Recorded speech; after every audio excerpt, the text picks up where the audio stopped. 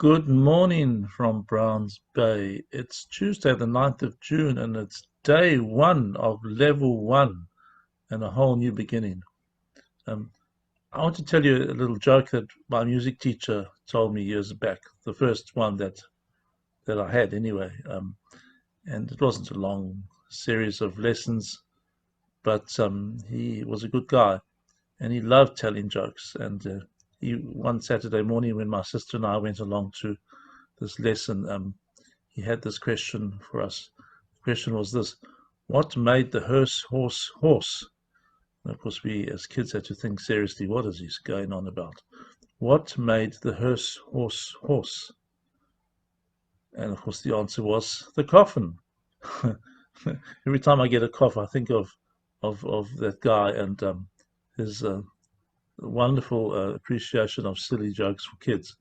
Um, he was a good teacher and a great organist, actually. He taught us the organ. Um, have you ridden in a hearse before? Uh, I have over the years, quite often, actually.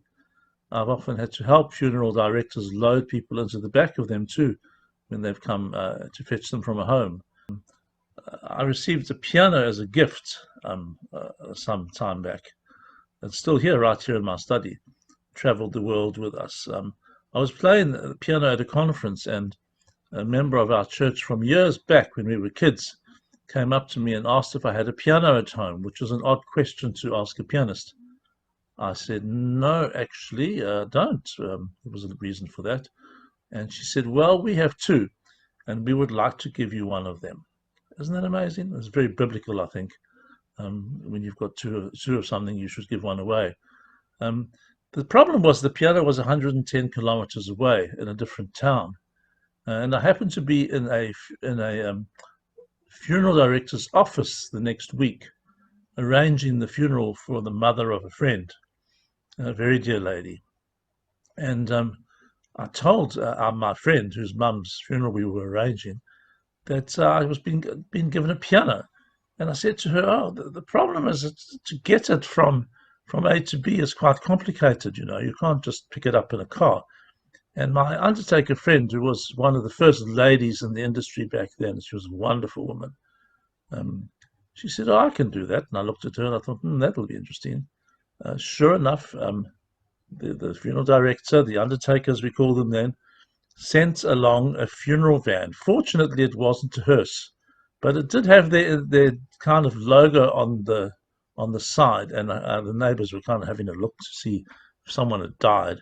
And this thing came reversing down the driveway with the piano that it collected, travelled from Johannesburg to Witbank in those days, if you know where those towns are.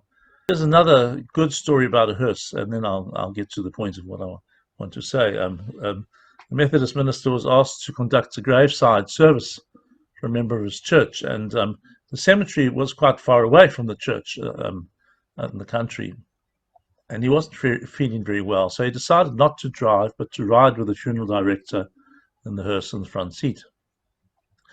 But by the time he got to the cemetery, the flu had really messed him up, and he felt awful. So he got through the service, but feeling very feverish and sick. He began to look like a flu victim, you know. And so on the way back, the funeral director suggested that he stretch out in the back of the hearse. It had curtains and no one would see him. So he thought it was a great idea, and he got in and promptly fell asleep. He awoke when the vehicle stopped, and taking a few minutes to fully wake up, he slowly sat up and drew aside the curtain to see where he was. And he was face to face with the petrol station attendant, who was so shocked to see the body of the hearse staring back at him, and screaming back into the gas station, with the funeral director chasing after him, trying to explain what was happening. We're not used to dead people getting up again, not from a grave, a hearse, or a mortuary van. And yet our faith is based on the truth of the resurrection of Jesus and the promise that we will all be raised. Now, this seems an interesting thing to talk about on this exciting new day, level one of our lockdown, where we are finally free from a whole lot of interesting challenges. But the truth is, on this great day, and a lot of people are still going to die from this pandemic. You know, it's not going to go away. The death rate has rocketed, and it's over 6 million people have been infected. Um, I can't remember the actual death rate now, but it's more than 300,000. Um, Death doesn't escape us, and even in the face of good things today, it's still going to look at us in the face. I've taken to reading the death notices each day. I don't know too many people on the lists, but I like to see what the average age of death is for the day. And today, quite one of the most popular ages was 87, although one lady was over 100, which means my chances of another 25 years could be good if all goes well. Um, but when I look through the equivalent of my address book, my email list, more and more of my contemporaries and friends are in fact dead. We need to be extremely grateful that there were only 22 deaths here in New Zealand from this pandemic. But the challenge now is actually not to deal with that, but to look after the needy living. There's a lot of work to be done to help others in the next months and years where we are.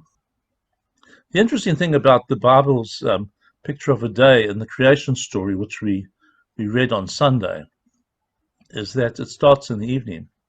It says, and there was evening and there was morning the first day, and there was evening and there was morning the second day. Um, the Jewish Sabbath begins at sunset. The day begins at sunset. And there's a reason for that, I think, and that is we have to trust God every night when we go to bed. We have to surrender to Him because we could die. We might not wake up. And if we surrender to Him at the beginning of the day, it means that when we wake up in the morning, we're grateful for being alive, but it means that we're also not going to be managers of the day to try and organize things, because if we start with trust in God and surrender, it means that when the day starts in the morning or continues in the morning, we can actually plug into Him and seek to do what He has in mind for us. And that's when we can work as a partner with Him to see what He's up to and who the people are in our day that we might be able to bless. It's day one of level one. It's the 9th of June. It's a Tuesday. It's a great day. But in the face of it, there are a lot of other things that haven't changed. May day one be a new way for us of seeing the world as a place of opportunity where we can bring life in places and situations and lives where in fact death dominates, not just the fear and the prospect of death, but all the things that are painful and challenging and are not life-giving that people struggle with and will struggle with. So have a good day and goodbye from Browns Bay, and we'll talk again. And stay safe and God bless you.